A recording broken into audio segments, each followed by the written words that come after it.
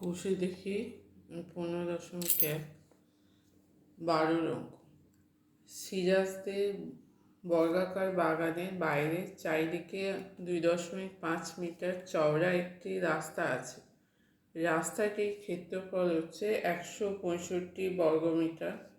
বাগানটির ক্ষেত্রফল এবং কর্ণের দৈর্ঘ্য হিসাব কর। আচ্ছা, এটা একটা বাগানটির দৈর্ঘ্য ধরলাম হচ্ছে এক্স। এই ভেতরের বর্গক্ষেত্রটা হচ্ছে বাগান, তার দৈর্ঘ্য এক্স। বাইরে 2.5 মিটার চওড়া রাস্তা, তাহলে এই বাইরের বর্গক্ষেত্রটা কী হবে? রাস্তা সমেত বাগানের দৈর্ঘ্য।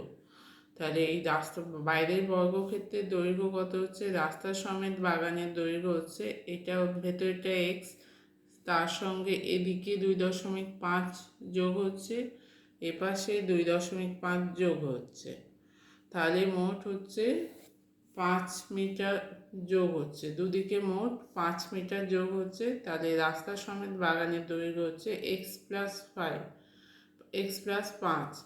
এবার রাস্তার ক্ষেত্রফল হচ্ছে এই যে ভেতরে 2.5 মিটার চওড়া রাস্তা আছে, তার ক্ষেত্রফল হচ্ছে 165 বর্গমিটার।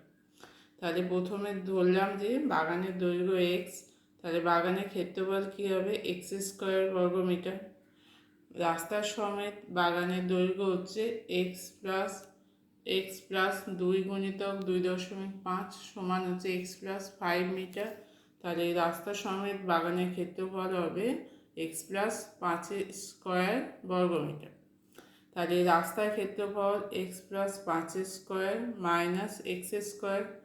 আচ্ছা, এখানটা ভাঙলে a+b square, a² x² 2ab 2 গুণিতক x গুণিতক 5 প্লাস b² 5² মাইনাস x²টা বিয়োগ হচ্ছে, x² কেটে যাচ্ছে। তাহলে এখানে হচ্ছে 10x + 25।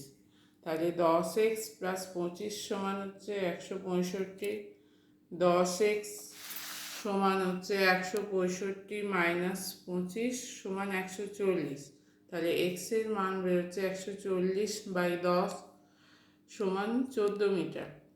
তাহলে বাগানের দৈর্ঘ্য হচ্ছে 14 মিটার, বাগানের ক্ষেত্রফল হচ্ছে 14² 196 বর্গমিটার। কর্ণের দৈর্ঘ্য হচ্ছে x√2 সমান 14√2 মিটার। এখানে √2-র মান হচ্ছে 1.414।